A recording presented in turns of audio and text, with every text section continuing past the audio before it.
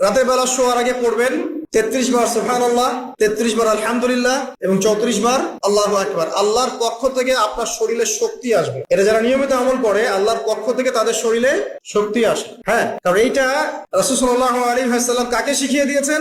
তার মেয়ে ফাতিমা রাদিয়াল্লাহু আনহাকে। ফাতিমা রাদিয়াল্লাহু আনহা এবং আলী রাদিয়াল্লাহু আনহু তারা দুজন গিয়েছেন আল্লাহ রাসূলের দরবারে, গিয়ে বলেছেন আমাদেরকে একজন দাসী বা দাস দিন, বাসার অনেক কাজ আমরা করতে পারি না, লাগে না কাজের মানুষ। নবী সাল্লাল্লাহু আলাইহি ওয়াসাল্লাম বলছেন যে আমি কি তোমাদেরকে এমন কিছু শিখিয়ে দিব যেটা তোমাদের এই দাসের অভাব পূরণ করে দিবে, প্রয়োজন হবে না?